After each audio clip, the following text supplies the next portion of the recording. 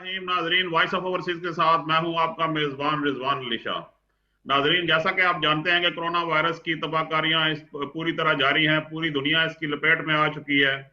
और सबसे ज्यादा जो कोरोना वायरस से मुतासरा है वो है इंग्लैंड, यूरोप और अमेरिका।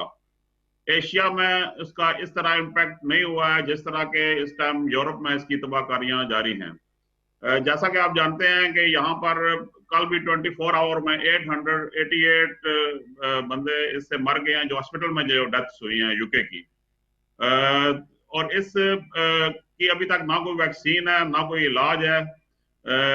और इसका एक ही हल है जो डॉक्टर्स बताते हैं कि आप जो है ना घरों के अंदर रहें।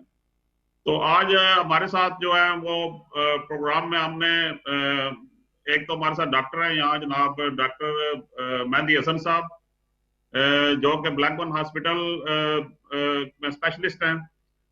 और दूसरे हमारे साथ हैं जनाब डॉक्टर हकीम इरफान शौकत साहब, जो कि कार्डियोलॉजिस्ट हैं ग्रेशियन हॉस्पिटल इंडिया से। वेलकम शो जनाब डॉक्टर साहब। और ऑस्ट्रेलिया से हमारे साथ हैं जनाब सैयद अजहर सजाद साहब हैं, जो कि सिडनी से बराह रास्त हमारे साथ हैं।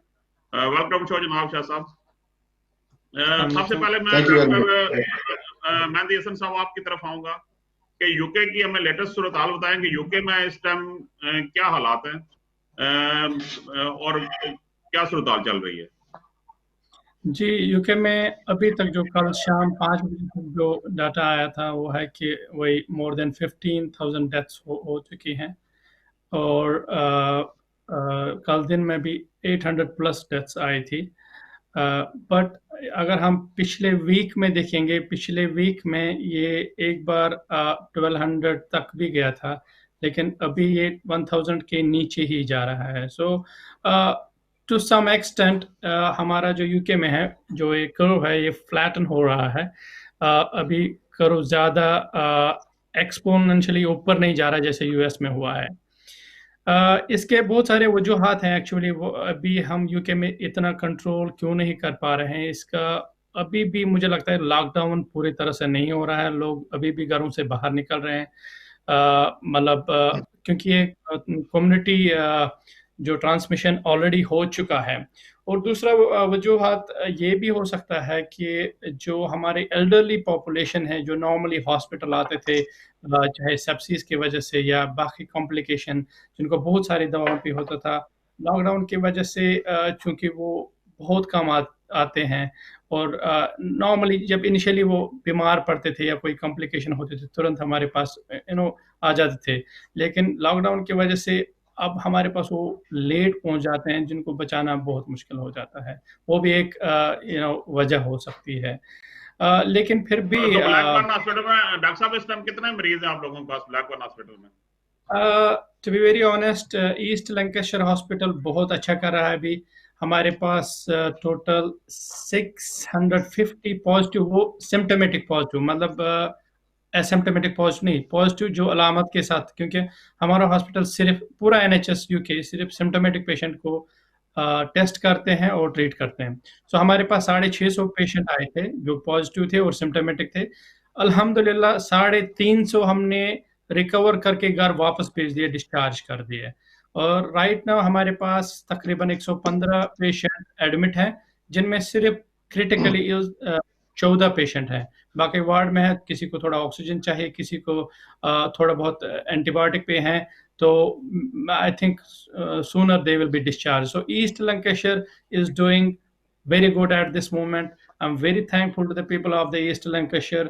They are complying with the lockdown, so I'm very thankful to them. मैं भी डॉक्टर हकीम इरफान साहब, आप कार्डियोलॉजिस्ट हैं चंडीगढ़ हॉस्पिटल इंडिया में। तो मेरा सवाल आपसे ये है कि जिस तरह कोरोना वायरस ने तबाहियां इसकी हुई हैं, जो बर्बादी ज्यादा यूरोप में और अमेरिका में हुई है, तो हालांकि इंडिया की 1.5 अरब आबादी है, पाकिस्तान है, बांग्लादेश है, श्रीलंका है, तो इन मुल्कों में हमें उस तरह कोरोना वायरस जितनी बड़ी पॉपुलेशन है वो नजर नहीं आती इसका हिट। तो इसकी क्या वजह है कि आप क्या समझते हैं? मैं पहले इंडिया की बात करूंगा। जी जी। तो यहाँ पे लॉकडाउन थोड़ा अर्ली हुआ स्टार्ट। जब केसेस बहुत सारे बढ़े थे तो लॉकडाउन थोड़ा अर्ली हुआ। तो complete lockdown, complete country lockdown हुई। तो वो एक रीजन है।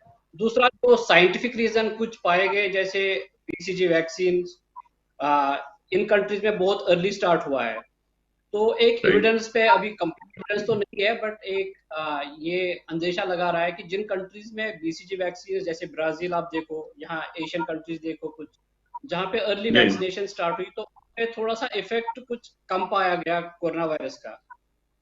और ये भी जो हमारी पॉपुलेशन है कंपेरेबली मोर, जो जो बाकी वायरसेस हैं कंपेरेबली ज्यादा इफेक्ट होते हैं, तो थोड़ा सा हो सकता है कहीं पे कोई इम्यूनिटी फैक्टर है जो थोड़ा सा पॉजिटिव है on this in this area, particularly of Asian countries जो लेंगे, क्योंकि रिपीटेड इन्फेक्शन हो रहे हैं वायरल इन्फेक्शन, तो मे बी वो कुछ इम्यूनिटी फैक्टर थोड़ा सा एड ऑन हो रहा है कि जहाँ पे थोड़ा सा कंट्रीज कम इन्वॉल्व हो रही है।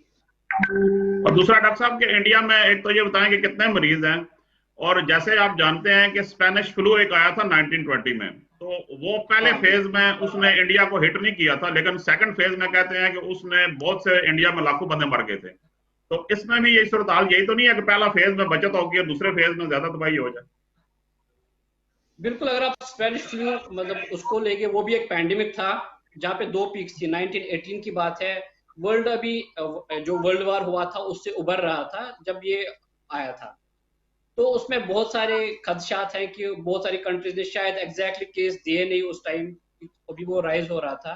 बट हाँ, डेफिनेटली 2 पीक्स थी। स्टार्टिंग में थोड़े से कुछ जो एशियन कंट्रीज है बहुत कम हिट हुई थी, बट सेकंड हिट में यहाँ पे मतलब मिलियंस ऑफ लोग इन्वॉल्व हुए थे और काफी डेथ्स हुई थी।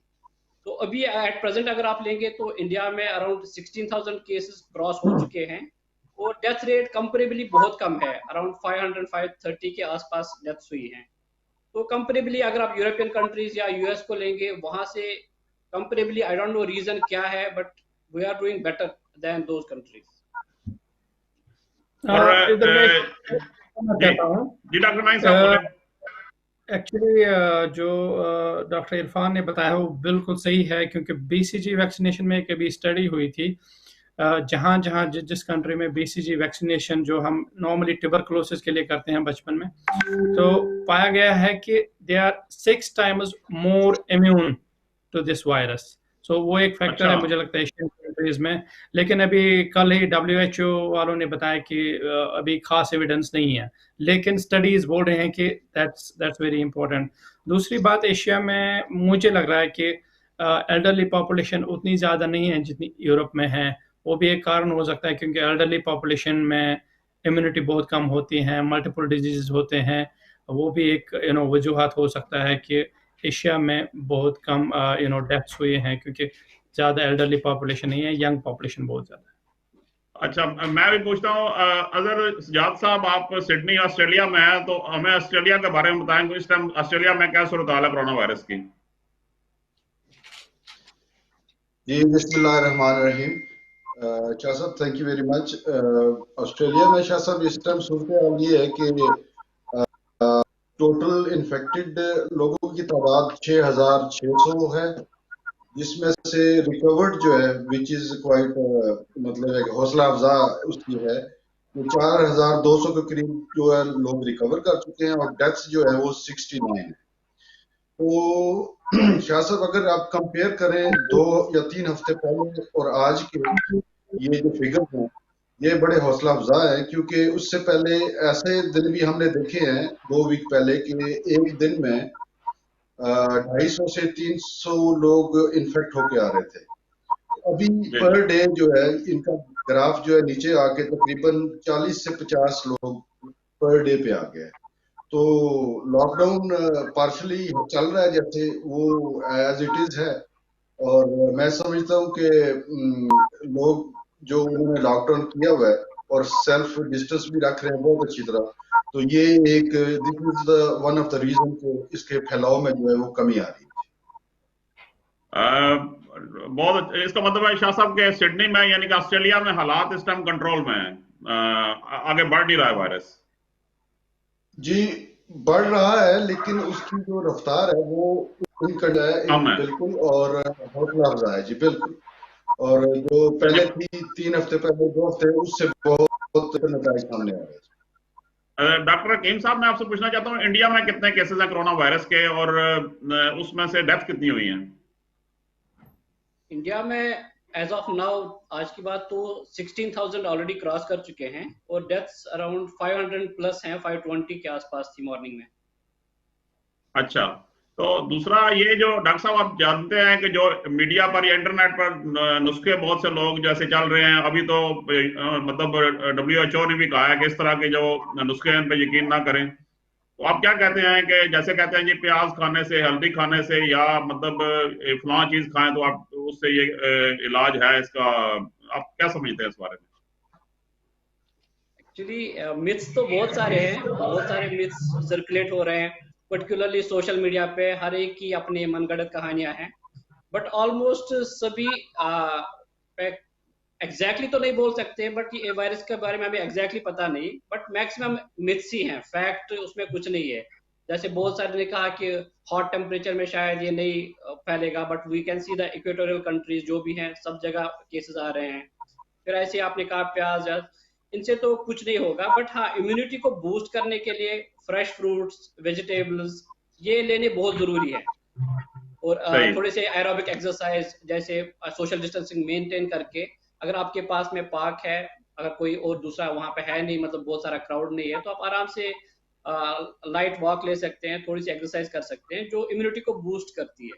तो वो चीजें हमें ख्याल रखना है, कंपेयर टू जो मिथ्स हैं बहुत सारे, हल्दी खाओ या प्याज खाओ, उससे बेटर है कि फ्रेश फ्रूट्स, वेजिटेबल्स, एक्सरसाइज, और बहुत सारा जो आपका पानी पी लीजिए, कॉफी, टी, थोड़ा सा स्ट्रेस को एलिवेट करना है कि उसको बिल्कुल दूर करना पड़ेगा, क्योंकि जितना स्ट्रेस ज्यादा होता है उतनी इम्यूनिटी थोड़ी कम हो जाती है, तो उसको बिल्कुल एलिवेट करना है बहुत सारे फैक्टर से।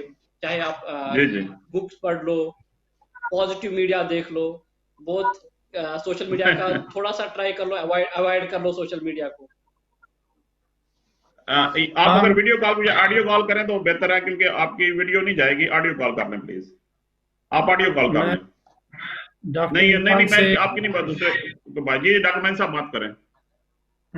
डॉक्टर इरफान ने जैसे बताया कि ये सारे मिथ्स हैं, मतलब कोई एविडेंस बेस्ड प्रूफ नहीं है, क्योंकि आजकल के दुनिया में जो है एविडेंस बेस्ड मेडिसिन चलता है। ऐसे एविडेंस के बगैर कोई हम पर्टिकुलरली जो हम डॉक्टर्स हैं, हम एविडेंस के बगैर कुछ नहीं करते हैं।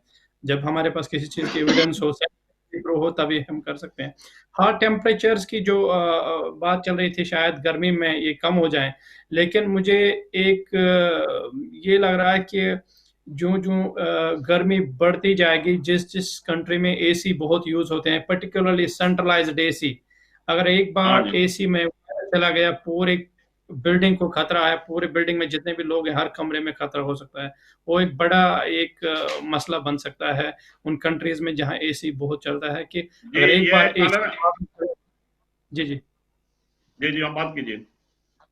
तो वो एक इम्पोर्टेंट चीज था। दूसरा ये सोशल मीडिया पे बहुत डिस्कस हो रहा है, ये चीज करो, ये चीज खाओ, वो चीज खाओ, भले ही उसमें कुछ इफेक्ट हो या ना हो, लेकिन एज अ डॉक्टर्स हमारे पास कोई एविडेंस ऐसा नहीं है कि कुछ किसी चीज़ के खाने से। लेकिन हाँ, ये ज़रूरी है कि हम अपनी एंजाइटी लेवल, हम अपनी पॉजिटिव सोच, इसको मेंटेन करें। मतलब पॉजिटिव सोच को मेंटेन करना इंपॉर्टेंट है। आजकल इतने लोग पैनिक हो रहे हैं, फेसबुक पे ऐसी ऐसी चीज़ें आ रहे हैं, बहुत लोग पैनिक हो रहे हैं, एंजाइटी लेवल लोगों में बढ़ रही है, डिप्रेशन बढ़ रहा है, उसकी वजह से उनमें इम्यूनिटी भी कम होने का खतरा है। सो जितना लोग अपने आप को एंजाइटी लेवल कम करें, जैसे डॉक्टर हकीम साहब ने बताया कि एक्सरसाइज करें, पॉजिटिव सोचें, उससे उनकी इम्यूनिटी लेवल अच्छी रहेगी और उनको ताकत रहेगा वायरस से लड़ने के लिए। डॉक्टर हकीम साहब, आप दिल के मतलब कार्डियोलॉजिस्ट हैं, तो आप क्या समझते हैं कि जो ब्लड प्रेशर या दिल के मरीज हैं उनके लिए कितना खतरनाक है ये वायरस? हाँ, जो भी हाई रिस्क पेशेंट्स हैं, उसमें हार्ट वाले मरीज हैं, जो भी जिनको भी हार्ट की कोई प्रॉब्लम है या ब्लड प्रेशर है, मल्टीपल कोमॉर्बिडिटीज हैं, जैसे डायबिटीज है, ब्लड प्रेशर है, या ऑलरेडी हार्ट की कोई प्रॉब्लम है, जैसे पहले स्टंट पड़ा है, बाईपास सर्जरी हुई है, हार्ट का फंक्शन कम है, या पहले कोई